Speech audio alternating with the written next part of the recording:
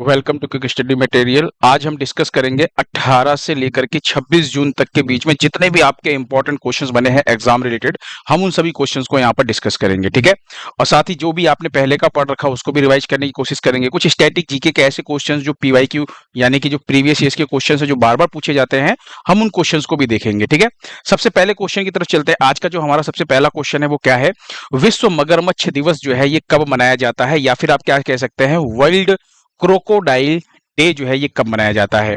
तो जो विश्व मगरमच्छ दिवस या वर्ल्ड क्रोकोडाइल डे जो है ये 17 जून को मनाया जाता है। हर साल कब मनाया जाता है? 17 जून को। यहां पर एक चीज ध्यान रखिएगा, ये जो दिवस है ये मगरमच्छ और उसके जैसे अन्य सरीसृप जैसे घड़ियाल हो गए, एलिगेटर्स हो गए, मतलब देखने में सब मगरमच्छ जैसे ही लगते हैं, है ना, लेकिन सब में थोड़ा थोड़ा अंतर रहता है ना, थोड़ी अलग अलग प्रजातियां होती है। वैसे ही आपको ध्यान रखना है कि ये जो एलिगेटर टाइप के जितने भी हैं जैसे घड़ियाल, क्रोकोडाइल, इन सब के संरक्षण और इसको संरक्षण के प्रति जागरूकता फैलाने के लिए इस दिवस को मनाया जाता है। कब मनाया जाता है? तो हर साल आपको ध्यान रखना है 17 जून को मनाया जाता है। वहीं पे एक और इम्पॉर्टेंट पॉइंट आपको ध्यान रखना है अभी, है ना, इसी दिवस के साथ इस पॉइंट को ध्यान रखेंगे क्योंकि दोनों अलग अलग चीजें हैं लेकिन आपस में मिलते जुलते हैं।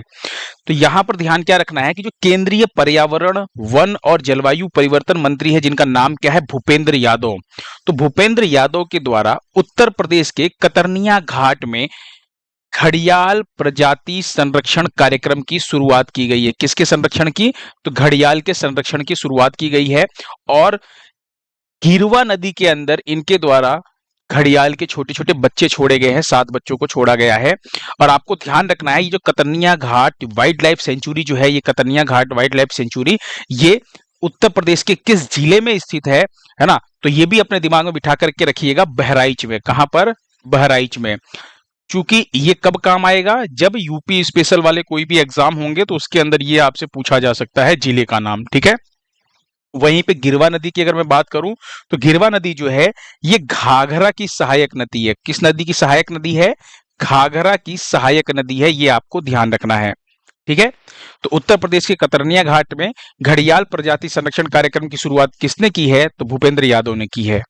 चलिए कुछ और इंपॉर्टेंट दिवस की बात करते हैं। तो सबसे पहले चलते हैं 19 जून पे। 19 जून को विश्व सिकल सेल दिवस जो है ये मनाया जाता है ना। उसके बाद बात करें 20 जून को विश्व शरणार्थी दिवस मनाया जाता है। 21 जून को अंतरराष्ट्रीय योग दिवस मनाया जाता है ना। और इस बार 11वां योग दिवस मनाया जा रहा है। 10 साल पूरे हो चुके हैं योग दिवस को मनाने के लिए, है ना। कब मनाया जाता है? तो 21 जून को मनाया जाता है। ये थोड़ा सा इंपॉर्टेंट रहने वाला है, ठीक है, क्योंकि ये क्वेश्चन कई बार पूछा जा चुका है। ठीक है, तो इसके ऊपर थोड़ा सा ज्यादा फोकस करके रखिएगा। और इस बार की थीम क्या है? Yoga for one earth one health, यानी कि एक पृथ्वी एक स्वास्थ्य के लिए योग। ठीक है, तो ये चीज आपको ध्यान रखना है। अगला देखिए 22 जून। 22 जून को विश्व वर्षा वन दिवस मनाया जाता है। पहली बार इसको कब मनाया गया था? 2017 में पहली बार इस दिवस को मनाया गया था, है ना। और थीम क्या है? तो फॉरेस्ट एंड फूड जो है वो इसकी इस बार की थीम है। क्या है? फॉरेस्ट एंड फूड जो है इस बार की थीम है। फिर 23 जून को 2 दिवस मनाए जाते हैं। एक है संयुक्त राष्ट्र लोक सेवा दिवस और एक है अंतरराष्ट्रीय ओलंपिक दिवस। अंतरराष्ट्रीय ओलंपिक दिवस एग्जाम में पूछा गया क्वेश्चन है, तो इसको इंपॉर्टेंट मार्क कीजिएगा, ये आपको ध्यान रखना है। ठीक है, नेक्स्ट क्वेश्चन देखिए।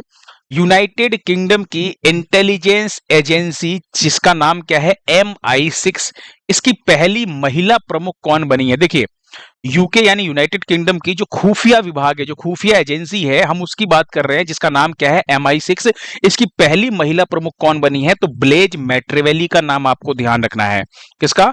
ब्लेज मैट्रेवेली। ये जो आप देख रहे हैं ये है ब्लेज मैट्रेवेली, जो है MI6 की जो पहली महिला प्रमुख बनी है ना। ये MI6 का हेडक्वार्टर है, आप यहां पर देख पा रहे हैं। इसकी स्थापना कब हुई थी? 1909 में हुई थी। और ध्यान रखिएगा इसका जो हेडक्वार्टर है वो कहां पर है? ये लंदन में है इसका हेडक्वार्टर, आपको ध्यान रखना है ना। अच्छा, खुफिया एजेंसी जैसे बात करें तो अपने यहाँ पे क्या है, जैसे इंडिया के अंदर रॉ होता है ना, पाकिस्तान के अंदर ISI है, आपने नाम सुना होगा, है ना। वैसे ही अगर मैं बात करूं तो यूके में क्या होता है? MI6 होता है। अच्छा, एक इजराइल का काफी फेमस है, जो काफी मतलब प्रचलन में है, मतलब ये नाम आप लोगों ने कई बार सुना होगा, मोसाद। मोसाद जो है ये इजराइल की इंटेलिजेंस एजेंसी है, खुफिया विभाग है। किसका? आपको ध्यान रखना है इजराइल का, चूंकि मोसाद कई बार एग्जाम में मतलब न्यूज़पेपर में काफी हाईलाइट है, तो एग्जाम में आपके पूछने की संभावना अगर कभी आती है तो आपको ध्यान रखना है कि मोसाद जो है ये किसका खुफिया विभाग है, तो आपको ध्यान रखना है ये इजराइल का इंटेलिजेंस एजेंसी है, नाम क्या है, मोसाद। जैसे अपने यहाँ पे रॉ है ना, पाकिस्तान के पास आईएसआई है, वैसे इजराइल के पास मोसाद है, वैसे ही MI6 जो है यूके की इंटेलिजेंस एजेंसी है। ठीक है, नेक्स्ट क्वेश्चन देखिए, अगला क्वेश्चन क्या है। हाल ही में अहमदाबाद में, आप सभी लोगों को पता है ये चीज कि अभी जो है एक एरोप्लेन क्रैश हुआ था एयर इंडिया का, है ना, कहां पर हुआ था, तो अहमदाबाद गुजरात के अंदर हुआ है। अब इसके अंदर कुछ इंपॉर्टेंट चीजों की बात करते हैं, और ये जो विमान हादसा हुआ है इस हादसे की जांच के लिए एक समिति बनाई गई है। आपसे पूछा क्या जा रहा है कि इस समिति के अध्यक्ष जो हैं वो कौन बने हैं, तो आपको ध्यान रखना है इस समिति के जो अध्यक्ष बने हैं वो बने हैं गोविंद मोहन। कौन बने हैं, गोविंद मोहन, ऑप्शन डी आपका बिल्कुल सही है। गोविंद मोहन कौन है, तो आपको ध्यान रखना है होम सेक्रेटरी हैं। क्या है, होम सेक्रेटरी, हिंदी में कहूं तो मैं आपको ध्यान रखना है गृह सचिव हैं ये, ठीक है, और केंद्रीय गृह सचिव हैं गोविंद मोहन। अब इंपॉर्टेंट पॉइंट क्या कि एक तो ये विमान हादसा किस तारीख को हुआ है, 12 जून को विमान हादसा हुआ था, और ये विमान जा कहां से कहां तक रहा था, तो आपको ध्यान रखना है अहमदाबाद से ये जो विमान है ये लंदन की तरफ जा रहा था। फिर बोइंग 787 ड्रीम लाइनर इस जहाज का नाम था, और एयर इंडिया की उड़ान संख्या AI-171। ये कुछ इंपॉर्टेंट पॉइंट है जो आपको ध्यान रखने हैं। हादसा कहां पर हुआ था, अहमदाबाद गुजरात के अंदर। आपको मैंने एक चीज पढ़ाई थी, फटाफट कमेंट बॉक्स में बताइए कि अभी किस राज्य के पूर्व सीएम का इसी फ्लाइट दुर्घटना के अंदर क्या हो गया था, निधन हो गया था। नाम बता दे रहा हूं मैं आपको, विजय रूपाणी। विजय रूपाणी, है ना, पढ़ाया है मैंने आपको ये क्वेश्चन, मैंने आपको पिछले क्लास में ही पढ़ाया है। तो फटाफट बताइए उस जो सीएम है वो किस राज्य के सीएम थे, विजय रूपाणी, जिनका इसी एरोप्लेन क्रैश के अंदर निधन हुआ है। ठीक है, नेक्स्ट क्वेश्चन देखिए। हाल ही में भारत की कुल पवन ऊर्जा क्षमता कितनी हो गई है। हम इंडिया की जितनी हम बात कर रहे हैं, कुल पवन ऊर्जा क्षमता की बात कर रहे हैं, ये कितनी हो गई है, तो आपको ध्यान रखना है यहां पर अभी जो भारत की पवन ऊर्जा क्षमता है कुल, वो टोटल हो गई है 51.5 गीगावाट हो गई है। ठीक है, यहां पर आपको ध्यान रखना है 2024 के मुकाबले अगर हम बात करें पिछले साल की तुलना में 10.5% की जो है यहां पर बढ़त देखने को मिली है, यानी 10.5% से भी ज्यादा की बढ़त देखने को मिली है। पिछली बार कितना था, तो 46.42 गीगावाट था 2024 में, जो बढ़ करके अब हो गया 51.5 गीगावाट। ठीक है, यहां पर एक चीज और आपको ध्यान देना है कि ये जो ऊर्जा क्षमता हो गई है ये घोषणा किसने की है, तो केंद्रीय नवीन और नवीकरणीय ऊर्जा मंत्री का नाम आपको ध्यान रखना है प्रहलाद जोशी का। किसका नाम, प्रहलाद जोशी का, इन्होंने ही ये घोषणा की है, आपको ध्यान रखना है। ठीक है, अच्छा एक और चीज आपको ध्यान रखना है कि ये जो पवन ऊर्जा क्षमता है ये कैसे ऊर्जा का उत्पादन करता है, तो आपको ध्यान रखना है आपने ना बहुत सी जगह पे ऐसे पवन टरबाइन देखा होगा, है ना, पवन चक्की जिसे बोलते हैं, है ना, ऐसे यहाँ पे पत्ते लगे रहते हैं और ये क्या करते हैं, ये रोटेट करते हैं ना, घूमते रहते हैं, है ना, तो ये जो विंड टरबाइन है इससे जो बनने वाली ऊर्जा है ना, साइंस में पूछा जाता है, तो आपको ध्यान रखना है यांत्रिक ऊर्जा को, चूंकि ये क्वेश्चन पूछा गया है, यांत्रिक ऊर्जा को विद्युत ऊर्जा में कन्वर्ट करने का काम कौन करता है, ये पवन टरबाइन जो है, ये विंड टरबाइन जो है ये काम करता है। ये कैसे काम करता है, ये जो यांत्रिक ऊर्जा है उसको विद्युत ऊर्जा में बदल देता है। ठीक है, तो ये क्या होता है, तो आपको ध्यान रखना है कि जो इस टरबाइन से, इस विंड टरबाइन से, पवन ऊर्जा से जो बनने वाली ऊर्जा है ना, इससे जो भी ऊर्जा बनती है, इलेक्ट्रिसिटी प्रोड्यूस होती है, उसी को हम पवन ऊर्जा क्षमता बोलते हैं, पवन ऊर्जा बोलते हैं। ठीक है, तो यहां पर आपको ध्यान रखना है एक तो ये चीज, दूसरा ध्यान रखना है आपके एग्जाम के लिहाज से इंपॉर्टेंट पॉइंट्स की बात करूं अगर मैं, तो अभी सबसे ज्यादा पवन ऊर्जा उत्पादन करने वाला जो देश है, यहां पर ध्यान रखिएगा देश की बात कर रहे हैं, तो कौन से नंबर पे है, पहले नंबर पे है चीन आपका, ये 442 गीगावाट का उत्पादन करता है। अमेरिका दूसरे नंबर पे है, जर्मनी तीसरे नंबर पे है, और यहां पर आपका जो भारत है ये चौथे नंबर पे है। भारत 51.5 गीगावाट के साथ चौथे नंबर पे है इसके अंदर। वहीं पे अगर हम सबसे ज्यादा पवन ऊर्जा का उत्पादन करने वाले राज्य की बात करें, तो राज्य में तमिलनाडु नंबर 1 पे है, उसके बाद गुजरात, महाराष्ट्र, कर्नाटक और राजस्थान है। यहाँ पे एक और चीज ध्यान रखिएगा, भारत ने 2030 तक एक लक्ष्य रखा है, और वो लक्ष्य क्या है? वो लक्ष्य ये है कि 500 गीगावाट, कितनी? 500 गीगावाट नवीकरणीय क्षमता, ऊर्जा क्षमता को प्राप्त करना। ध्यान रखिए कि ये जो 500 गीगावाट जो ऊर्जा क्षमता को प्राप्त करना, ये पवन ऊर्जा की बात नहीं कर रहे हैं हम, यहाँ पे बात कर रहे हैं नवीकरणीय ऊर्जा क्षमता। यानी नवीकरणीय का मतलब ऐसी ऊर्जा क्षमता जो अक्षय हो, यानी जो कभी नाश ना हो, मतलब नष्ट ना हो, हमेशा मिलती रहे। जैसे कहने का मतलब कभी जो खत्म ही ना हो ऊर्जा। क्या सोलर ऊर्जा जो है, सोलर एनर्जी, वो कभी खत्म हो सकती? नहीं, सूरज रोज उगेगा, रोज सोलर एनर्जी मिलेगी, हवा चलनी ही चलनी है, पानी रहेगा ही रहेगा। लेकिन वहीं पे अगर हम पेट्रोलियम एनर्जी यानी कि अगर हम बात करें, कोयला हो गया, गैस हो गया, पेट्रोल, डीजल, ये सब तो खत्म होने वाली चीजें हैं। तो ये अनवीकरणीय ऊर्जा क्षमता के अंदर आती है। और नवीकरणीय ऊर्जा क्षमता के अंदर सोलर, विंड, बायोगैस, ये सारी जो भी चीजें हैं, ये आपको देखने को अंदर किसको मिलेगी? ये नवीकरणीय ऊर्जा क्षमता के अंदर मिलेगी। और हम यहाँ पे कुल जो नवीकरणीय ऊर्जा क्षमता है, हम उसकी बात कर रहे हैं कि 2030 तक हमारा लक्ष्य है 500 गीगावाट नवीकरणीय ऊर्जा क्षमता को हम हासिल कर सकें। ठीक है, नेक्स्ट क्वेश्चन देखिए। हाल ही में कमांडर ऑफ ब्रिटिश एम्पायर सम्मान, ध्यान रखिएगा, कमांडर ऑफ ब्रिटिश एम्पायर सम्मान से किसे सम्मानित किया गया है?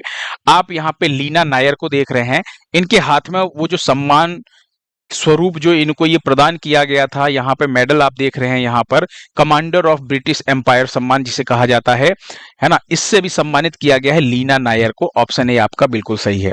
लीना नायर की बात करूं तो इनका जन्म कोल्हापुर में हुआ था। कोल्हापुर यानी कि महाराष्ट्र में इनका जन्म हुआ। कहां पर?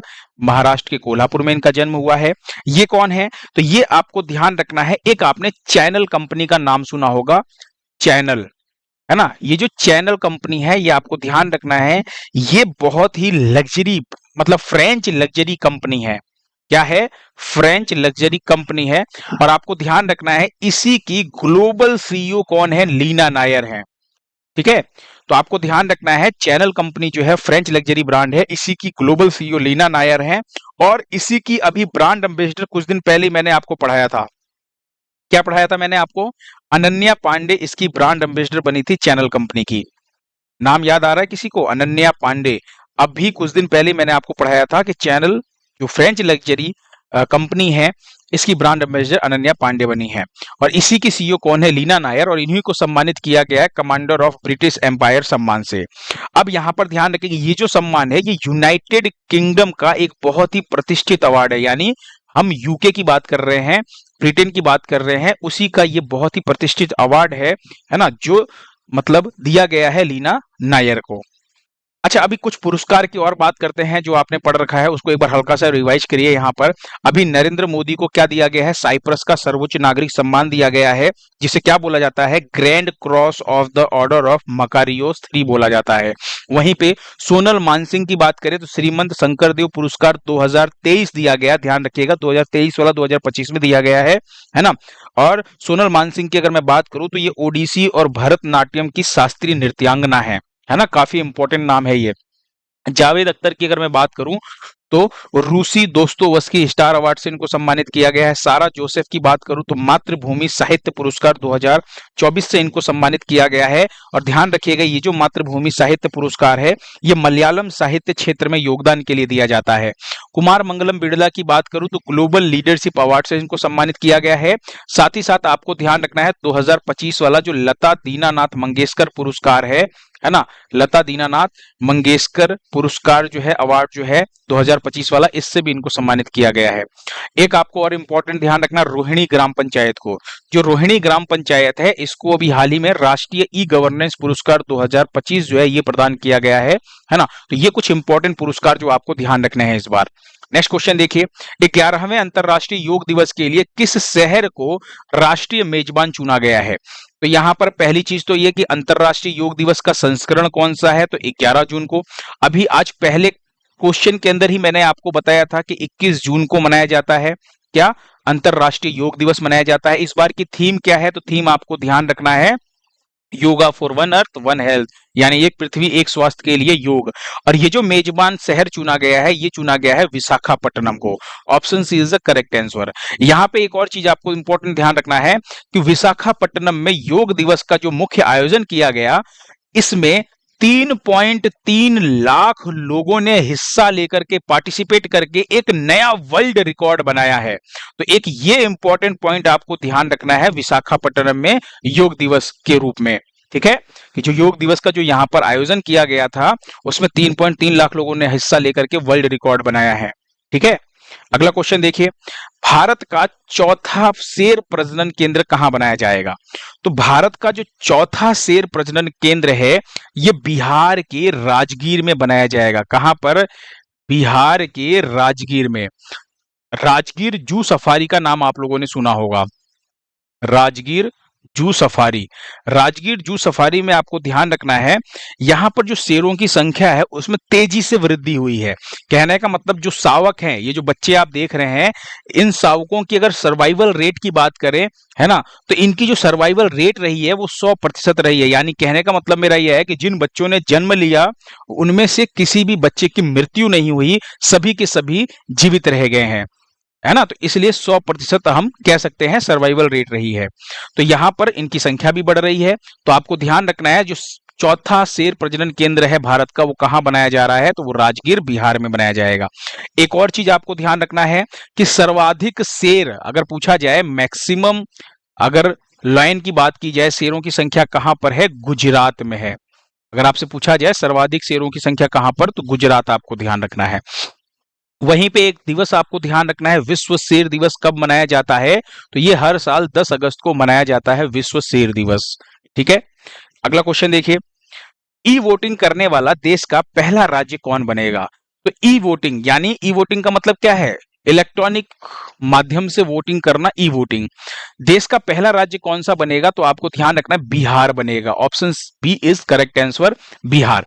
अब यहां पर एक चीज समझिएगा, राज्य निर्वाचन आयोग ने कहा है कि जो भी प्रवासी मतलब जो प्रवासी बिहारी हैं, मतलब कहने का मतलब ये है कि ऐसे व्यक्ति बिहार के जो किसी दूसरे राज्य में जाकर के काम कर रहे हैं, जिनको काम करना पड़ रहा है, एक तो ये हो गए। इसके अलावा अगर मैं बात करूं तो 80 साल से ऊपर के, 80 वर्ष की आयु के ऊपर के जो भी मतलब बुजुर्ग हो गए, है ना, उसके बाद गर्भवती महिलाएं हो गई। सीधी सी बात है, गर्भवती महिलाओं के लिए भी सुविधा चालू की गई है ना, गर्भवती हो गई, या ऐसे असाध्य रोगों से पीड़ित मरीज, है ना, ऐसे रोगी जो असाध्य रोग से ग्रसित हैं, उन लोगों के लिए ये सुविधा जो है, ये आपको ध्यान रखना है, चालू की गई है, ठीक है।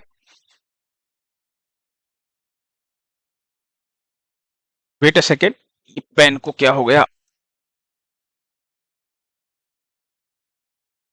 चलिए, यहां पर अगर हम बात करें तो आपको ध्यान रखना है, असाध्य जो रोग से पीड़ित जो मतलब लोग हैं, इनकी बात कर ली हमने। ये सभी जो है ये ई वोटिंग के जरिए मतदान कर सकते हैं। कैसे कर सकते हैं? ई वोटिंग के जरिए मतदान कर सकते हैं। कहने का मतलब मोबाइल से ही घर बैठे ये लोग वोट डाल सकते हैं, वोटिंग कर सकते हैं अपने स्मार्टफोन से। और ऐसा करने वाला पहला राज्य कौन सा बना है? देश का पहला राज्य वो बना है बिहार, ठीक है। कुछ दिन पहले मैंने आपको पढ़ाया था कि भारत का पहला पूर्ण, ध्यान रखिएगा, भारत का पहला पूर्ण डिजिटल साक्षर राज्य कौन सा बना है? तो ध्यान रखिएगा, केरल बना है, ठीक है। नेक्स्ट क्वेश्चन देखिए, इंटरनेशनल बिग कैट अलायंस, जिसे शॉर्ट में IBCA के नाम से जाना जाता है, इसके अभी अध्यक्ष कौन चुने गए हैं? तो सबसे पहली जरूरी चीज क्या है कि समझिए कि इंटरनेशनल बिग कैट अलायंस क्या है। इंटरनेशनल बिग कैट अलायंस की अगर हम बात करें तो इसका जो मतलब, इस पहल की जो घोषणा की थी वो प्रधानमंत्री नरेंद्र मोदी ने की थी। किसने की थी? प्रधानमंत्री मोदी ने इस पहल की घोषणा की थी। और ये जो घोषणा है ये कब की थी इन्होंने? तो इन्होंने कर्नाटक के मैसूर में 9 अप्रैल 2023 को ये घोषणा की थी, ठीक है। प्रोजेक्ट टाइगर की जो 50वीं वर्षगांठ थी, प्रोजेक्ट टाइगर की, उसी वर्षगांठ के उपलक्ष्य में इसको मतलब शुरू किया गया है। इसका उद्देश्य क्या है? तो जितने भी बिग कैट्स, यानी जो बिल्ली की जो बड़ी प्रजातियां हैं, कितनी प्रजातियां हैं? टोटल 7 प्रजातियां हैं। कौन कौन सी? Jaguar, puma, leopard, lion, tiger, चीता और स्नो लेपर्ड।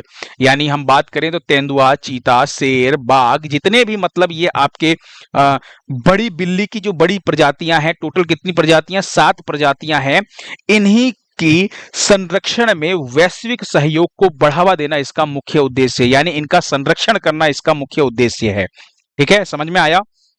और अभी ये जो आईबीसी है, इसकी जो पहली सभा है, इसकी मेजबानी जो है वो कौन कर रहा है, वो भारत ने अभी नई दिल्ली में की है। यानी अध्यक्षता किसने की है, अध्यक्षता की है भारत ने। और चूंकि पहली बार इसका मतलब आयोजन हुआ है, तो इसलिए ये क्वेश्चन थोड़ा सा इंपॉर्टेंट रहने वाला है। कहां पर, नई दिल्ली में।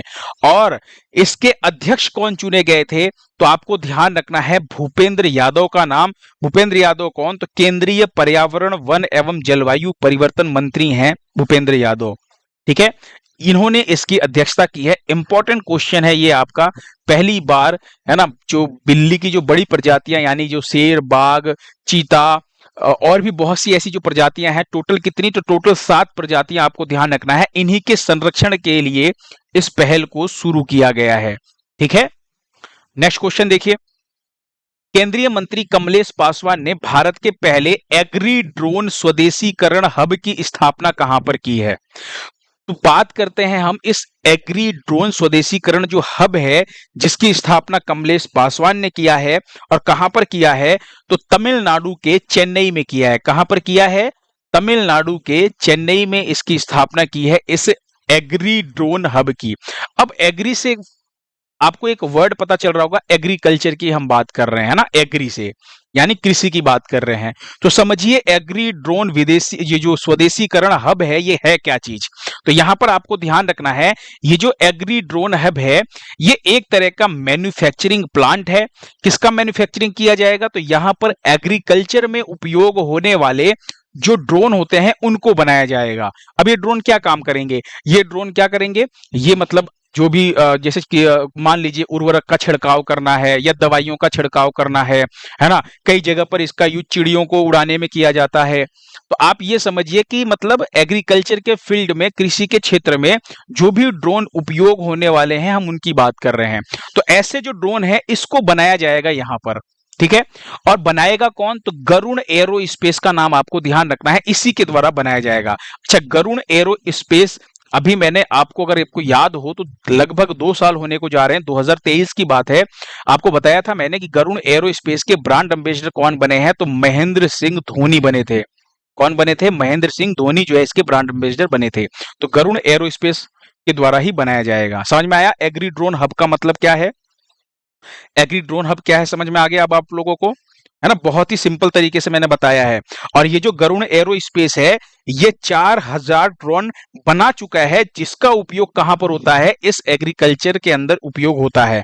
ठीक है, तो ये चीज आपको ध्यान रखना है। नेक्स्ट क्वेश्चन देखिए, हॉकी इंडिया मास्टर्स कप 2025 का पहला संस्करण कहां आयोजित हो रहा है। तो यहां पर आपको ध्यान रखना है कि ये जो हॉकी इंडिया मास्टर्स कप है, इसके अंदर हॉकी के जो वरिष्ठ प्लेयर हैं, है ना, ये उसके अंदर पार्टिसिपेट करेंगे। और पहली बार इसका आयोजन हो रहा है।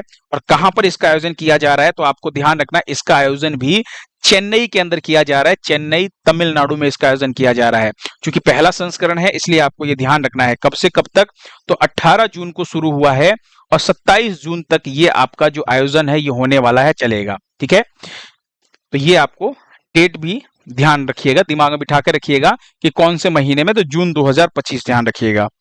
नेक्स्ट क्वेश्चन देखिए, अल्टीमेट टेबल टेनिस 2025, जिसे शॉर्ट में यूटीटी कहा जाता है, इसका खिताब अभी किसने जीता है। तो यहां पर आपको ध्यान रखना है, यू मुंबा ने इस खिताब को जीता है। और किसको हरा करके, तो जयपुर पैट्रियोट्स को हरा करके ये खिताब अपने नाम किया है।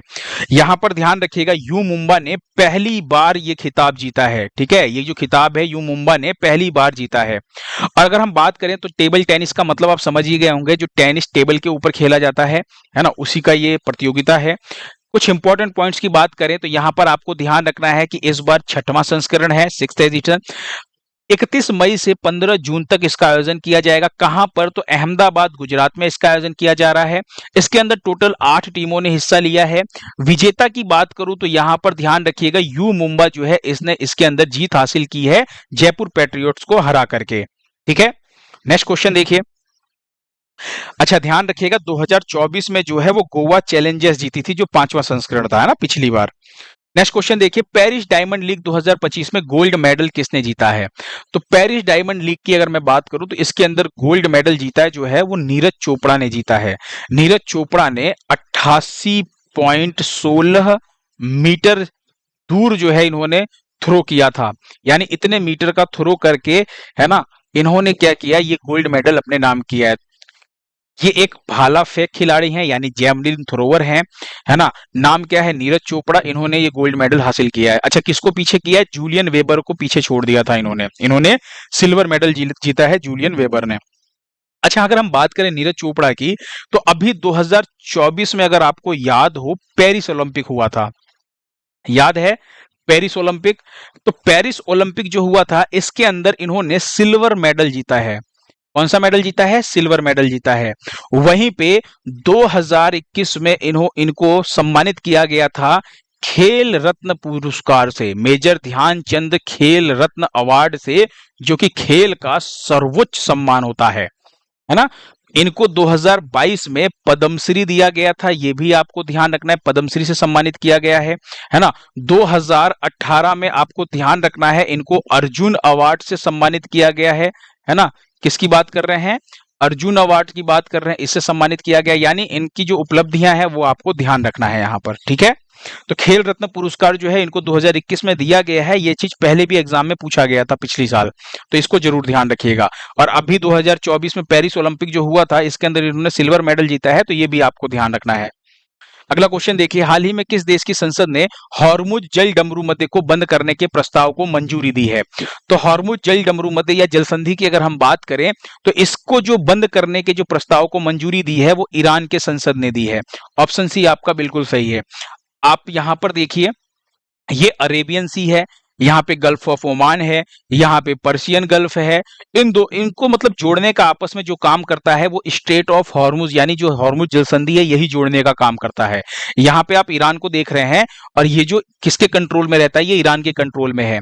तो ईरान ने क्या बोला है कि ये जो हॉर्मुज, ये जो स्ट्रेट ऑफ हॉर्मुज है, हम इसको बंद करने, मतलब बंद करना चाहते हैं, और ये इसको बंद करने के प्रस्ताव को इनकी संसद में मंजूरी दिया गया। रीजन क्या है? रीजन आप सभी लोगों को पता है। रीजन ये है कि ये जो गल्फ कंट्री जितनी भी है इनके ऊपर मतलब एक तरह से समझिए दबाव बनाना। दबाव ये मतलब कि आप मेरे साथ आइए। आपको पता है अमेरिका ने ईरान के जो परमाणु, जो इनके जो परमाणु जो सुविधा जो इनका था, मतलब जहां पे जो 3 जगह थे उसके ऊपर क्या किया है? हमला किया था। और इजराइल से भी इसका युद्ध चल रहा है, इजराइल भी ईरान के ऊपर हमला कर रहा है। ऐसे में ये चाहता है कि बाकी जो देश हैं वो इसका साथ दें, और अगर नहीं देते हैं तो ये क्या सोच रहा है कि अगर नहीं देते हैं तो भाई कुछ ना कुछ तो इसको कदम उठाना ही है। अब इससे फर्क क्या पड़ेगा?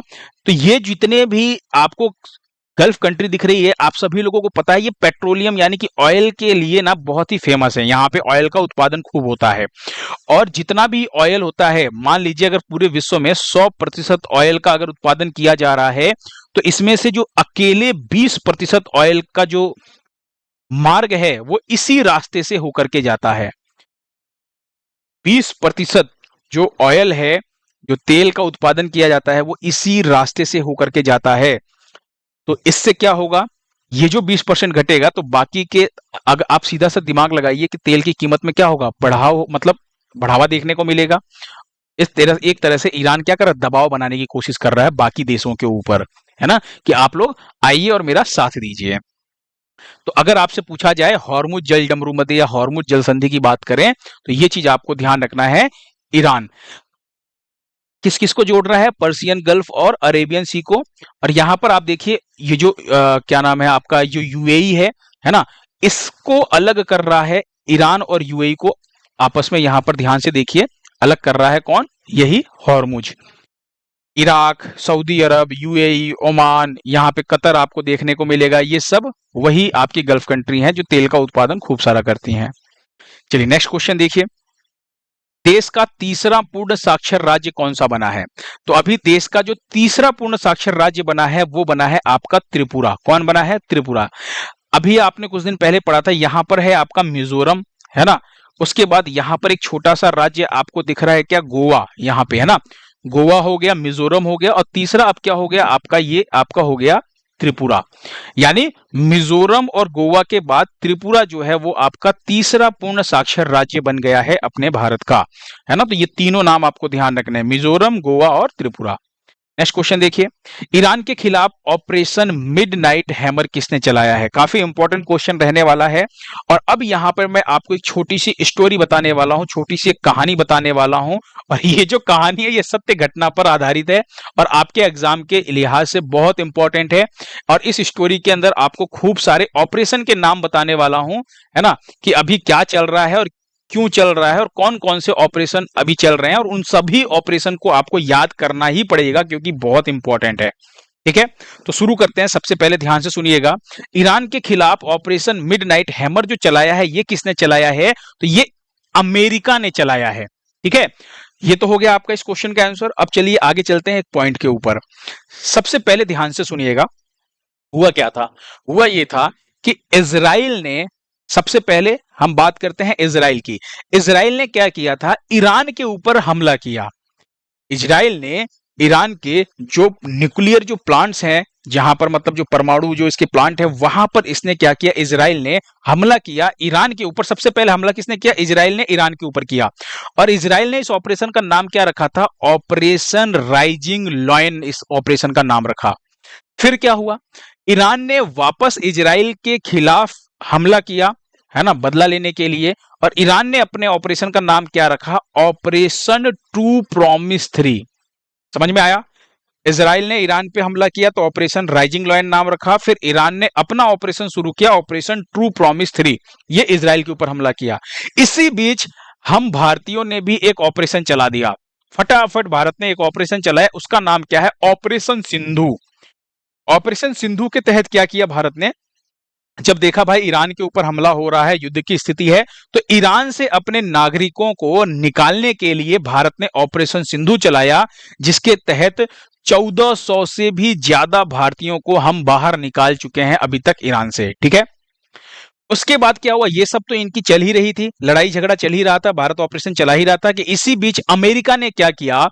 अमेरिका ने फोर्डो, नतांज और इस्फहान, ये तीनों नाम मोस्ट इंपॉर्टेंट है आपके आने वाले आगे के एग्जाम में। अगर स्टेटमेंट वाइज क्वेश्चन आता है तो ये तीनों नाम आपको ध्यान रखना है, फोर्डो, नतांज और Isfahan.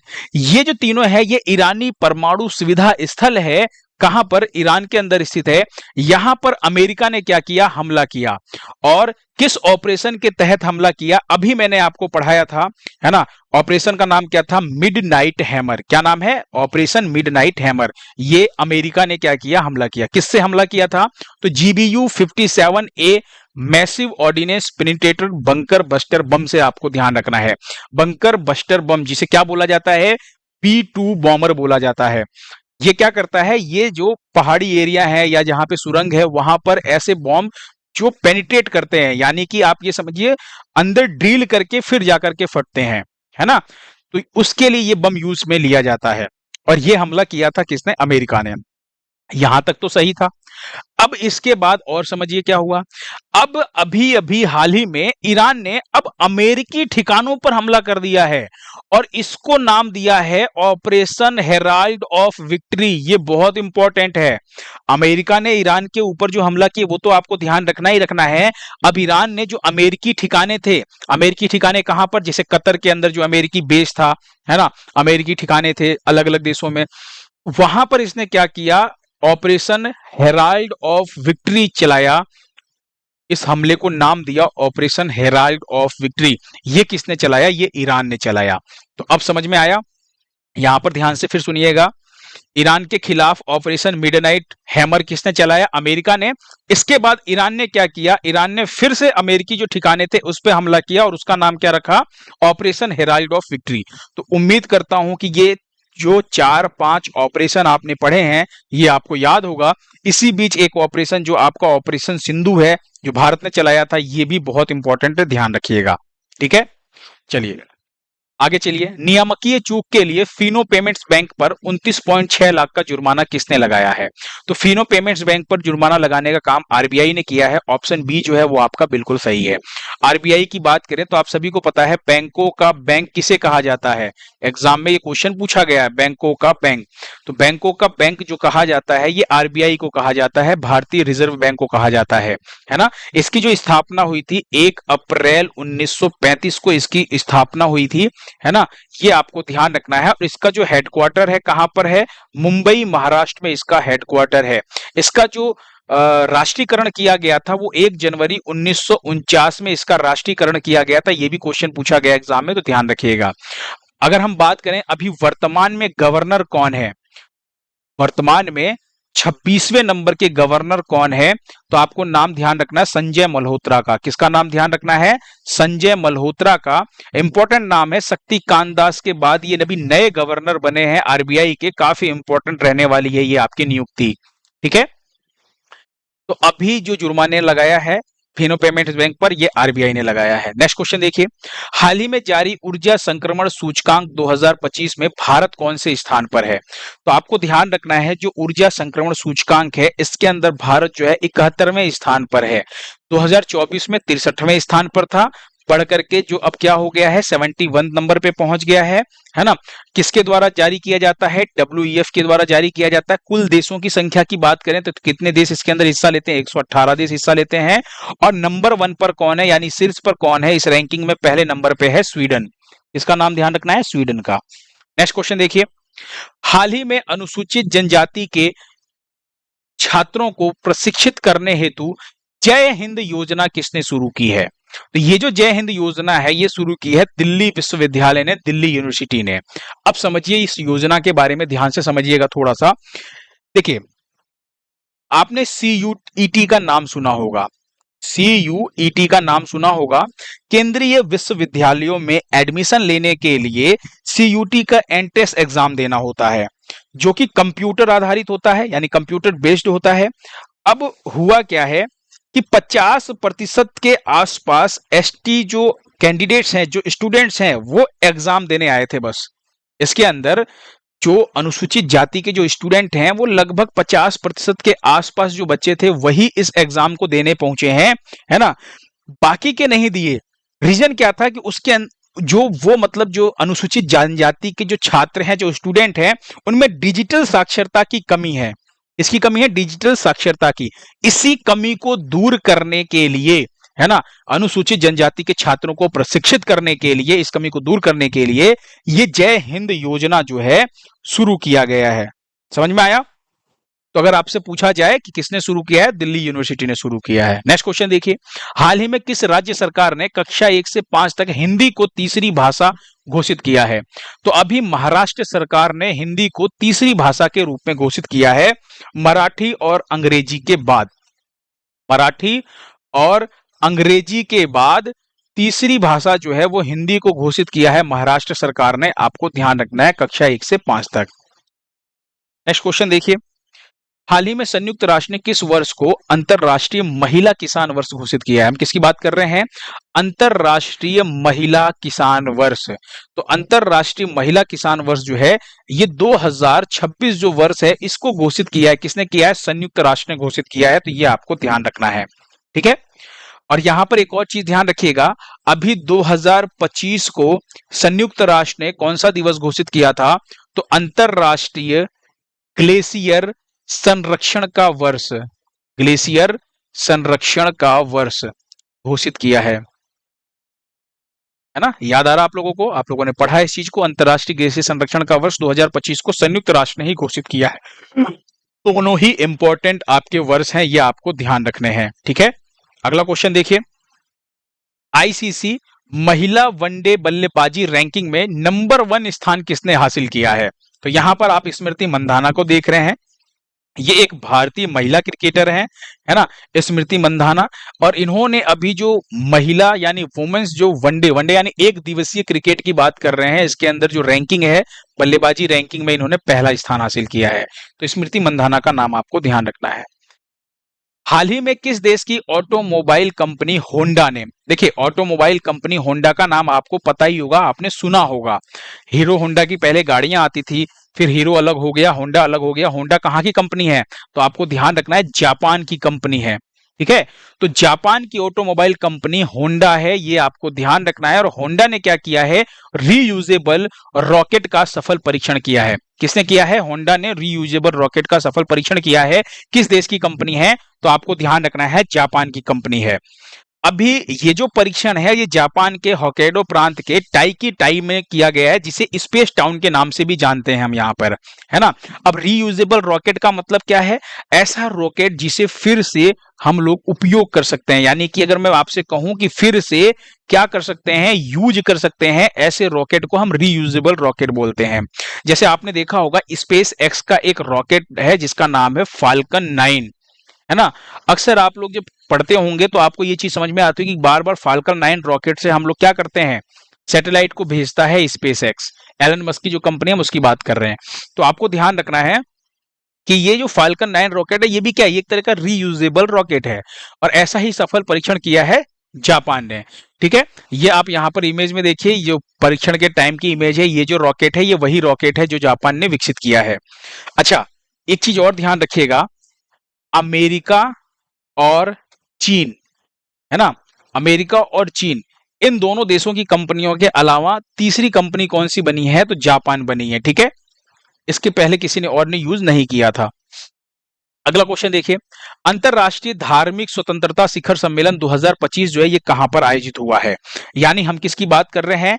International religious freedom summit की बात कर रहे हैं, यानी अंतरराष्ट्रीय धार्मिक स्वतंत्रता शिखर सम्मेलन। ये जो आयोजित हुआ है ये केन्या में आयोजित हुआ है। ऑप्शन बी जो है ये आपका बिल्कुल सही है ना। 17 जून 2025 को केन्या की जो राजधानी है नैरोबी, ठीक है, केन्या की राजधानी नैरोबी में इसका आयोजन किया गया था। और इसकी थीम ध्यान रखिएगा, थीम क्या है?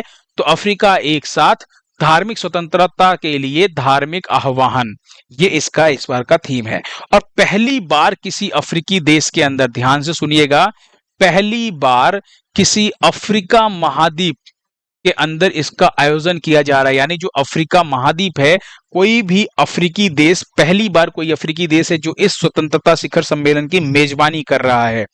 2024 में चेक गणराज्य में इसने, यहां पर इसका आयोजन हुआ था, यानी चेक गणराज्य जो है, चेक रिपब्लिक, इसने इसका आयोजन किया था 2025 में। ठीक है, और इस 2024 में, 2025 में कौन आयोजित कर रहा है? तो आपको ध्यान रखना है, केन्या की राजधानी नैरोबी में केन्या आयोजित कर रहा है। अगला क्वेश्चन देखिए, नेक्स्ट क्वेश्चन क्या है आपका? हाल ही में प्रतिभा सेतु पोर्टल किसने लॉन्च किया है? तो प्रतिभा सेतु पोर्टल क्या है, पहले इस चीज को समझिए, है ना। इसको लॉन्च किसने किया है? यूपीएससी ने किया है, संघ लोक सेवा आयोग ने किया है। प्रतिभा सेतु पोर्टल क्या है, ध्यान से समझिएगा।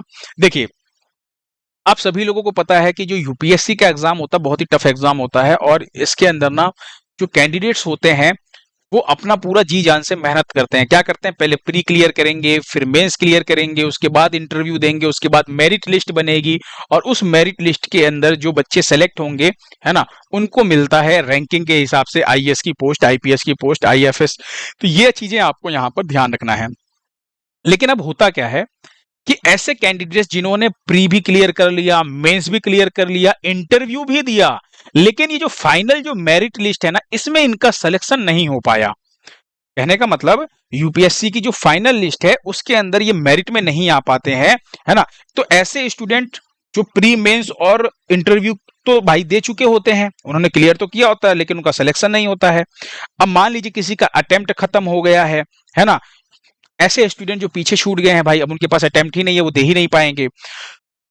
उनके पास काबिलियत तो है भाई, अगर कोई यहां तक पहुंचा है इंटरव्यू तक, उनके अंदर काबिलियत तो है, लेकिन उनका सिलेक्शन नहीं हो पाया है। तो ऐसे जो बच्चे हैं, इन बच्चों को यूपीएससी जो है वो अच्छी अच्छी इन बच्चों के लिए प्राइवेट कंपनी लेके आएगा। यूपीएससी क्या करेगा? इन बच्चों के लिए अच्छी अच्छी प्राइवेट कंपनी लेकर के आएगा, है ना, जिसके अंदर क्या होगा, डायरेक्ट इंटरव्यू से इनकी जॉब लग जाएगी। ऐसे बच्चे जो जॉब करना चाहते हैं प्राइवेट सेक्टर के अंदर, तो उनके अंदर, प्राइवेट सेक्टर के अंदर जो बच्चे जॉब करना चाहते हैं उनके लिए क्या होगा, ये प्राइवेट कंपनियां अच्छी अच्छी लेकर के आएगा यूपीएससी, जहां पर डायरेक्ट इंटरव्यू के बेस पे उनका क्या हो जाएगा, सिलेक्शन हो जाएगा। है ना। इसके लिए क्या होगा, इन बच्चों को ना इसी पोर्टल के ऊपर रजिस्ट्रेशन करना होगा, है ना। ऐसे बच्चे क्या करेंगे, इस पोर्टल पर रजिस्ट्रेशन करेंगे जिसका नाम क्या, प्रतिभा सेतु पोर्टल। और इसी पोर्टल को लॉन्च किया है यूपीएससी ने। तो आपको ध्यान रखना है इस पोर्टल के बारे में। आप समझ में आया। इसके ऊपर रजिस्ट्रेशन करने पे प्राइवेट कंपनी के अंदर जॉब जो है वो अच्छे से लग जाएगी। और प्राइवेट कंपनियां भी अपने अपने हिसाब से उनको चूज करेगी, क्योंकि आपको पता ही है कि अगर ये बच्चे में इतनी काबिलियत है कि अगर वो यूपीएससी के एग्जाम तक पहुंच रहा है, वहां पर ये इस एग्जाम को फाइट कर रहा है, तो मतलब उसके अंदर काबिलियत तो है। ठीक है, चलिए नेक्स्ट क्वेश्चन देखिए। हाल ही में डिजिटल भुगतान पुरस्कार 2024-25 किसने जीता है? यानी हम बात कर रहे हैं डिजिटल पेमेंट्स अवार्ड 2024 और 25। ये जो जीता है ये इंडिया पोस्ट पेमेंट्स ने जीता है। ऑप्शन ए जो है आपका बिल्कुल सही है, इंडिया पोस्ट पेमेंट्स बैंक जो है इसने इसको जीता है। नेक्स्ट क्वेश्चन देखिए। भारत की पहली हाइड्रोजन ईंधन बस, भारत की पहली है, इंपॉर्टेंट है ये क्वेश्चन आपके लिए। हाइड्रोजन ईंधन बस की अगर हम बात करें, ऐसी बस जो हाइड्रोजन ईंधन से चलती है, ये कहां शुरू की गई है? तो आपको ध्यान रखना है लेह के अंदर शुरू की गई है ना, लेह लद्दाख के अंदर शुरू की गई है। अब यहां पर एक चीज ध्यान रखिएगा, भारत की पहली हाइड्रोजन बस है। अब हाइड्रोजन से क्या होगा, जब हाइड्रोजन को ईंधन के रूप में यूज करेंगे तो जो पॉल्यूशन है वो नहीं होगा। भाई टारगेट क्या है कि हम जो पर्यावरण प्रदूषण है उससे बचे, है ना। अब यहां पर आपको ध्यान क्या रखना है कि ऐसी 5 बसें जो हैं, 5 बसों का संचालन किया जा रहा है लेह के अंदर। और ये वाणिज्यिक यानी कमर्शियल बस होने वाली है, यानी सवारियों को लाने ले जाने के लिए। इससे क्या होगा, एनवायरनमेंट में प्रदूषण नहीं होगा, पॉल्यूशन नहीं होगा, एनवायरनमेंट को कोई भी हर्ट नहीं करेगा ये जो बसें हैं। तो फिलहाल अभी 5 बसों को चलाया जा रहा है, कहां पर, लेह के अंदर, जो कि लद्दाख में है। और सबसे इंपॉर्टेंट चीज, इसे बनाया किसने है, तो आपसे एग्जाम में पूछे तो आपको ध्यान रखना एनटीपीसी द्वारा ये निर्मित किया गया है। ठीक है, तो ये चीज आपको ध्यान रखना है, इंपॉर्टेंट मार्क कीजिएगा कि एनटीपीसी द्वारा इसे बनाया गया है। ठीक है, नेक्स्ट क्वेश्चन देखिए। सॉरी। विश्व पैरा एथलेटिक्स चैंपियनशिप 2025 के शुभंकर का नाम क्या है? तो ध्यान से सुनिएगा, जो विश्व पैरा एथलेटिक चैंपियनशिप है, यानी वर्ल्ड पैरा एथलेटिक चैंपियनशिप की अगर मैं बात करूं, तो जो इसका आयोजन किया जा रहा है वो कहां पर, नई दिल्ली में किया जा रहा है। अभी इसका ना लोगो और शुभंकर दोनों चीजों को लॉन्च किया गया है। तो लोगो तो आप यहां पर देख पा रहे हैं, ये है इसका लोगो। और शुभंकर की बात करें तो आप यहां पर शुभंकर को देखिए, ये है शुभंकर। इसका नाम क्या है, तो नाम है इसका विराज। क्या नाम है, विराज नाम है। ध्यान से देखिएगा, ये एक हाथी है, युवा हाथी है। लेकिन अगर आप इस इमेज को ध्यान से देखेंगे तो इसके एक जो पैर है इसमें एक ब्लेड लगी हुई है, कृत्रिम पैर यानी कृत्रिम ब्लेड लगी हुई है, ये आपको ध्यान रखना है।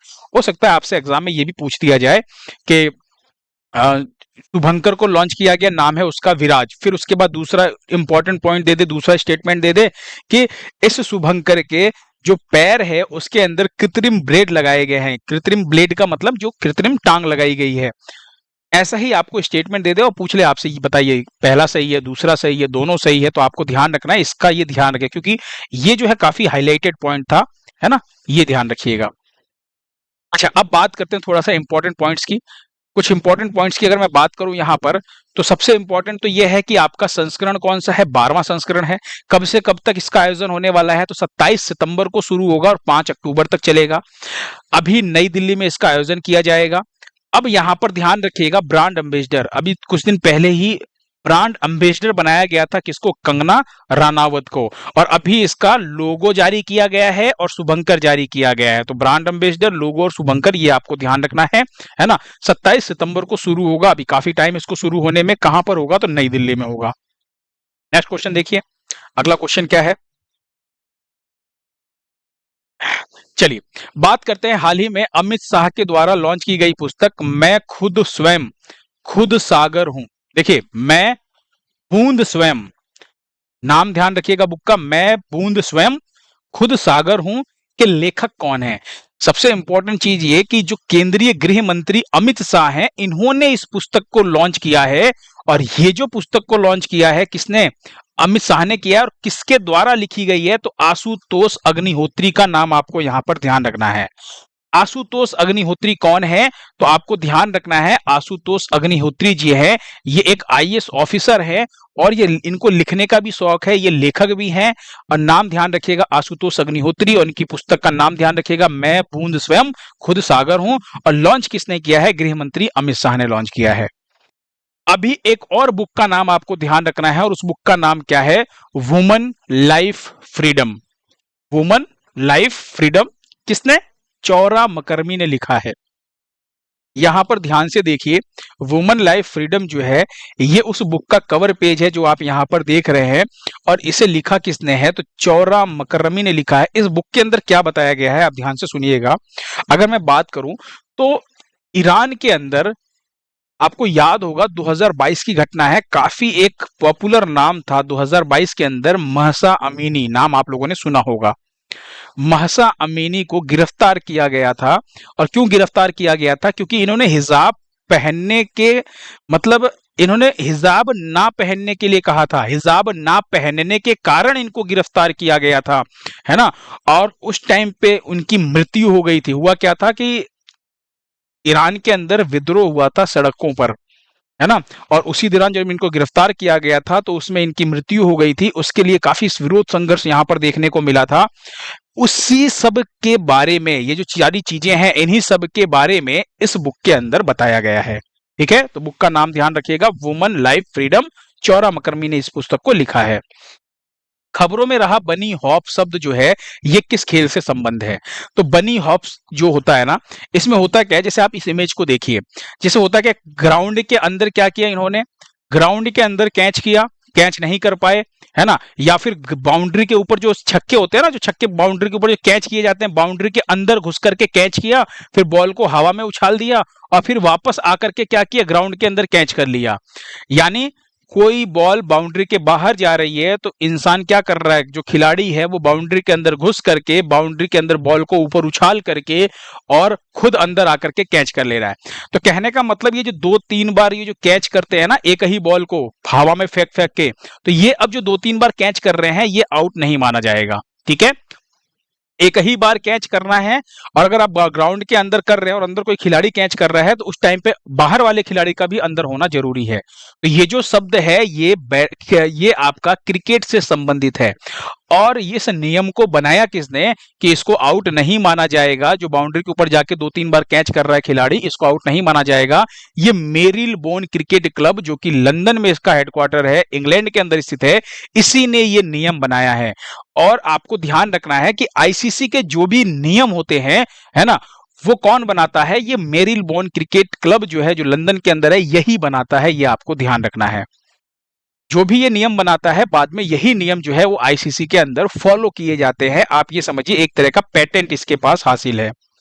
ठीक है, तो बनी हॉप शब्द जो है, ये शब्द क्रिकेट से संबंधित है। अगला क्वेश्चन देखिए, हाल ही में सिपरी ने एक ईयर बुक जारी की है, सिपरी ईयर बुक 2025।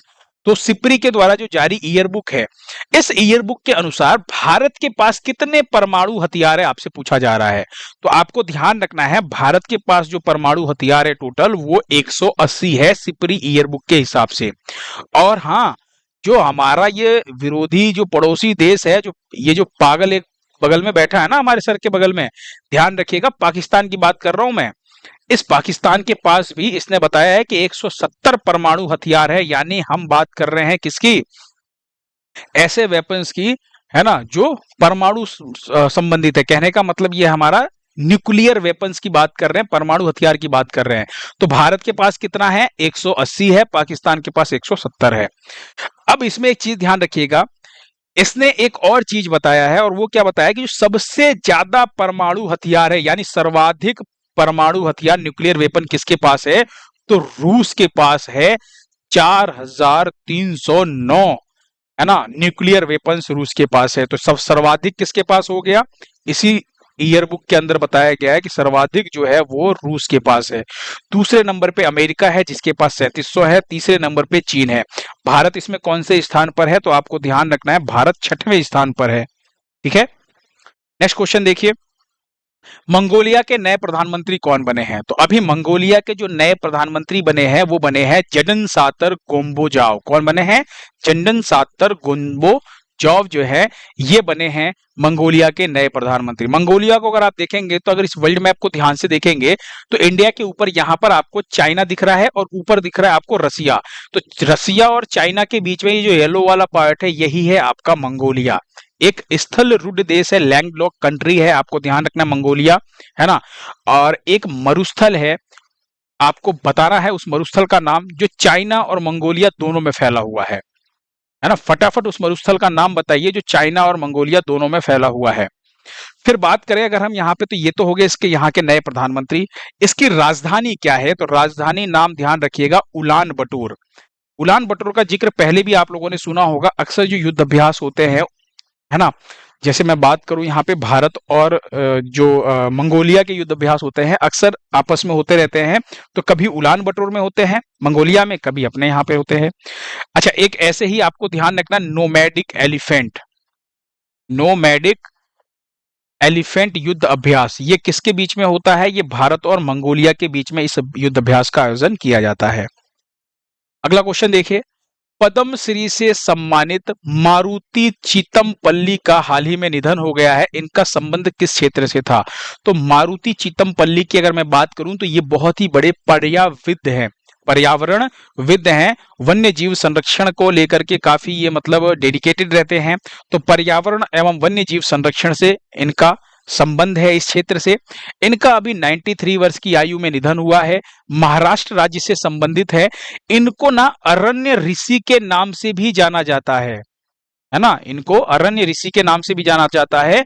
और इंपॉर्टेंट क्या है कि अभी 2025 में इनको पद्मश्री का अवार्ड दिया गया है, इसलिए ये क्वेश्चन थोड़ा सा और इंपॉर्टेंट है। और इनका निधन भी हो गया इसलिए भी इंपॉर्टेंट है। तो पद्मश्री कब दिया गया, 2025 में ही दिया गया था। साथ ही साथ एक और निधन आपको ध्यान रखना है, और वो किसका नाम है, दिलीप जोशी का नाम। दिलीप जोशी पूर्व भारतीय स्पिनर हैं, भारत के पूर्व स्पिनर दिलीप जोशी। तो दिलीप दोषी, इनका भी अभी निधन हुआ है, ये आपको ध्यान रखना है, ठीक है। चलिए अगला क्वेश्चन देखिए, हाल ही में स्केचर्स ने अपना ब्रांड एम्बेसडर किसे बनाया है। तो स्केचर्स जो कि जूते बनाने की कंपनी है, ये अपने अच्छे अच्छे जूते बनाने के लिए काफी फेमस है। तो स्केचर्स जो है इसके जो ब्रांड एम्बेसडर बने हैं वो कार्तिक आर्यन बने हैं। आप यहाँ पे कार्तिक आर्यन को देख पा रहे हैं। अच्छा, कुछ दिन पहले ही मैंने अभी बताया था आपको, इसी साल जसप्रीत बुमराह को भी बनाया गया है। जसप्रीत बुमराह जो कि भारतीय क्रिकेटर हैं, है ना, जसप्रीत बुमराह का नाम ध्यान रखिएगा, इनको मत भूल जाइएगा। अभी 2025 में इसी साल जसप्रीत बुमराह को भी बनाया गया है और अभी कार्तिक आर्यन को भी बनाया गया है स्केचर्स का ब्रांड एम्बेसडर, ठीक है। अगला क्वेश्चन देखिए, भारत की पहली योग नीति किस राज्य द्वारा शुरू की गई है। तो भारत की पहली योग नीति जो है ये उत्तराखंड राज्य के द्वारा शुरू किया गया। अब इस योग नीति यानी ये जो योगा पॉलिसी है इसके बारे में समझिए कि योगा पॉलिसी क्या है। देखिए, योगा सेंटर खोलने पर 20 लाख तक की क्या दी जाएगी, सब्सिडी दी जाएगी, है ना। 20 लाख की क्या दी जाएगी, सब्सिडी दी जाएगी। तो एक तो आपको ये पॉइंट ध्यान रखना है। दूसरा क्या ध्यान रखना है कि योगा मेडिटेशन की रिसर्च के लिए, रिसर्च की बात कर रहे हैं, शोध के लिए 10 लाख तक दिया जाएगा। कितना दिया जाएगा, 10 लाख तक दिया जाएगा। और 2030 तक क्या है, 2030 तक 5 नए योगा हब बनाए जाएंगे। आपको ध्यान रखना है कहां पर, उत्तराखंड के अंदर। तो 5 नए योगा हब 2030 तक बनाया जाएगा उत्तराखंड में। तो ये है आपकी योगा पॉलिसी। तो इसी योगा पॉलिसी को मतलब अब आप ये कह सकते हैं कि भारत की पहली योग नीति या योगा पॉलिसी जो किस राज्य ने शुरू की है, तो उत्तराखंड राज्य ने शुरू की है, ठीक है। तो यहाँ पे योगा सेंटर खोलने पे 20 लाख तक की सब्सिडी मिलेगी, ये भी इसके अंदर बताया गया। तो उत्तराखंड का नाम आपको ध्यान रखना है कि भारत की पहली योग नीति किसने शुरू की है, उत्तराखंड ने। अगला क्वेश्चन देखिए, ललित उपाध्याय की बात करते हैं। हाल ही में ललित उपाध्याय ने संन्यास की घोषणा की है, इनका संबंध किस खेल से है। तो ललित उपाध्याय की बात करूं तो इनका संबंध हॉकी से है। इन्होंने अभी 31 वर्ष की आयु में संन्यास की घोषणा की है। इनके हाथ में हॉकी देखते ही आप समझ गए होंगे कि हॉकी के प्लेयर हैं, ठीक है। अगला क्वेश्चन देखिए, हाल ही में अरालम वाइल्ड लाइफ सेंचुरी जो भारत की पहली बटरफ्लाई सेंचुरी बनी है किस राज्य में स्थित है। देखिए, अरालम वाइल्ड लाइफ सेंचुरी जो है ना, इसका नाम बदल करके क्या किया गया है, अरालम बटरफ्लाई सेंचुरी किया गया। अब नाम बदला गया है, बटरफ्लाई सेंचुरी बनाया गया है। अब आधिकारिक तौर पर यह भारत की पहली बटरफ्लाई सेंचुरी बनी है। ये कहां पर स्थित है, केरल में स्थित है। ऑप्शन ए आपका बिल्कुल सही है। अब ध्यान रखिएगा, ये जो बनाया गया सेंचुरी ऐसे ही नहीं बनाया गया है। केरल की कुल 327 तितली की प्रजातियों में से 266 तितली की जो प्रजातियां हैं वो अकेले इसी अरालम वाइल्ड लाइफ सेंचुरी में देखने को मिलती है। ठीक है, इसीलिए इसको बटरफ्लाई सेंचुरी घोषित किया गया है। नाम ध्यान रखिएगा, अरालम कहां पर, केरल के अंदर, याद हो जाएगा। यानी इस केरल के इस वाइल्ड लाइफ सेंचुरी के अंदर 81% जो तितली की प्रजातियां हैं केरल की, ये यहीं पर आपको देखने को मिल जाती हैं। अगला क्वेश्चन देखिए, हाल ही में अंबुबाची मेला जो है इसका आयोजन कहां पर हुआ है। तो अंबुबाची मेला का जो आयोजन होता है ये कहां पर होता है, ये असम के अंदर होता है। कहां पर होता है, असम के अंदर। ऑप्शन बी आपका बिल्कुल सही है। असम के अंदर आपने कामाख्या मंदिर का नाम सुना होगा, है ना, बहुत फेमस मंदिर है कामाख्या मंदिर। असम के गुवाहाटी के अंदर आपको ध्यान रखना है ना। यहीं पर एक मेले का आयोजन किया जाता है, अंबुबाची मेला। यहीं इसी कामाख्या मंदिर यहाँ पर जिस मेले का आयोजन किया जाता है, नाम क्या है, अंबुबाची मेला। बहुत फेमस मेला है और ये आपके एग्जाम के अंदर कई बार क्वेश्चन पूछा जा चुका है। अंबुबाची मेला कहाँ मनाया जाता है, तो आपको ध्यान रखना है असम राज्य के अंदर। ठीक है, अगला क्वेश्चन देखिए, वैश्विक शांति सूचकांक 2025, यानी अगर हम बात कर रहे हैं किसकी, ग्लोबल पीस इंडेक्स 2025, इसमें ना भारत कौन से स्थान पर है। तो इसके अंदर जो भारत है वो 115वें स्थान पर है। कौन से स्थान पर, भारत 115वें स्थान पे है। कुछ इंपॉर्टेंट पॉइंट्स की बात करते हैं इस शांति सूचकांक में, यानी इस ग्लोबल पीस इंडेक्स के अंदर। तो जारी किसके द्वारा किया जाता है, तो आईईपी यानी institute for economics and peace के द्वारा इस रैंकिंग को जारी किया जाता है, जिसके अंदर 163 देशों ने पार्टिसिपेट किया था। और पहला स्थान किसको मिला है, तो आइसलैंड को मिला है। ठीक है, और अंतिम स्थान पर है रूस। आप सभी को पता है रूस क्यों अंतिम स्थान पे है, 2 साल से भाई यूक्रेन के साथ युद्ध कर रहा है। तो यहां पर हम शांति की बात कैसे कर सकते हैं, है ना। तो सबसे लास्ट में कौन है, रूस है। और भारत जो है वो 115वें स्थान पर है इस रैंक के अंदर। हमने भी भाई पाकिस्तान से भी युद्ध किया है। तो कुल मिला के कहने का मतलब यह है कि ये जो ग्लोबल पीस इंडेक्स है, यानी किस देश में कितनी शांति है ना, कितना शांतिप्रिय वातावरण है, ये वही यहाँ पर बताता है। और 163 देशों में भारत की जो रैंकिंग है वो 115वां है। और सबसे पहले नंबर पे कौन है, आइसलैंड जो है सबसे पहले नंबर पे है इस रैंकिंग के अंदर। ये आपको ध्यान रखना है। ठीक है भाई, ये एक एक पॉइंट ध्यान रखिएगा। आपसे जब स्टेटमेंट वाइज क्वेश्चन पूछेगा ना, तो आपसे हो सकता है भारत की रैंकिंग पूछने की जगह पर ये पूछे कि जारी किसने किया है, तो आईईपी ने जारी किया है ना। पहले स्थान पे कौन है, आइसलैंड है। कुल 163 देशों ने पार्टिसिपेट किया। तो ये सारे पॉइंट आपको यहाँ पर ध्यान रखने हैं। चलिए, लास्ट टाइम पे मैंने आपसे क्वेश्चन पूछा था कि दुनिया की सबसे मूल्यवान कंपनी अभी हाल ही में कौन बनी है, तो आपको ध्यान रखना है माइक्रोसॉफ्ट को पीछे छोड़ करके एनवीडिया जो है वो बन गई थी। टुडे क्विज की बात करूं तो वैश्विक लैंगिक अंतर सूचकांक की बात कर रहे हैं आज हम। वैश्विक लैंगिक अंतर सूचकांक 2025 में भारत की रैंक क्या है, फटाफट कमेंट बॉक्स में बताइएगा आप सभी लोग, है ना। पीडीएफ जो है वो आपको as it is Telegram channel पर मिल जाएगा। डिस्क्रिप्शन में टेलीग्राम का लिंक दिया गया, आप वहां से डाउनलोड कर सकते हैं, है ना। और लाइक करना बिल्कुल ना भूलिएगा। और हाँ, क्लासेस रेगुलर, अब आपकी मैं रेगुलर क्लासेस लेकर के आऊंगा। और साथ ही साथ अगले हफ्ते से आपकी स्टैटिक जीके की एक सीरीज शुरू करने वाला हूं, जिसके अंदर मैं आपको आज शाम को या फिर कल मॉर्निंग में आपको एक वीडियो यहाँ पे प्रोवाइड कर दूंगा, जिसके अंदर आप यहाँ पे देख सकते हैं कि इसके अंदर कौन कौन से टॉपिक मैं कवर करने वाला हूँ। ठीक है, अभी पेट का एग्जाम है ना, रेलवे का है, एसएससी जेई का एग्जाम है, बहुत से ऐसे एग्जाम्स आने वाले हैं आने वाले टाइम में, जिसके अंदर यहाँ से क्वेश्चंस खूब बनते हैं। ठीक है, और अगर मुझे समय मिला तो मैं एसएससी जेई के लिए एक प्रैक्टिस बैच चलाऊंगा अपने ही चैनल पर। और इस जेई एसएससी जेई 2025 का जो प्रैक्टिस बैच रहेगा, इसके अंदर नॉन टेक का जो भी पोर्शन रहेगा, जो आपके 50 नंबर के पूछे जाते हैं, नॉन टेक के सारे क्वेश्चंस विद करंट अफेयर्स हम यहाँ पर प्रैक्टिस करेंगे। ठीक है, तो आने वाले टाइम में ये मेरी प्रोग्रामिंग्स है। और थोड़ा सा टाइम रेगुलर नहीं दे पाने का कुछ रीजंस था। और हाँ, आपके जो व्यूज है ना, व्यूज बहुत मुझे कम देखने को मिल रहे हैं, यानी कि ऐसा लगता है कि आपको जो वीडियो है वो शायद पसंद नहीं आ रहा है ना। अगर आपको वीडियो पसंद नहीं आएगा, है ना, तो एक जो स्टूडेंट मतलब एक जो टीचर है वो स्टूडेंट को अगर कोई भी चीज अगर मतलब दे रहा है, तो सीधी सी बात है, वो जब वो अपनी मेहनत कर रहा है और अगर उसे लगता है कि व्यूज नहीं आ रहे, इसका मतलब कहीं ना कहीं बच्चों को ये चीजें पसंद नहीं आ रही है। अगर आपको ये चीज पसंद नहीं आ रही है तो हम इसे डिसकंटिन्यू कर देंगे, अगर आपको ये चीजें पसंद आ रही है तो हम इसे कंटिन्यू रखेंगे। ठीक है, चलिए, थैंक यू सो मच, मिलते हैं नेक्स्ट लेक्चर में।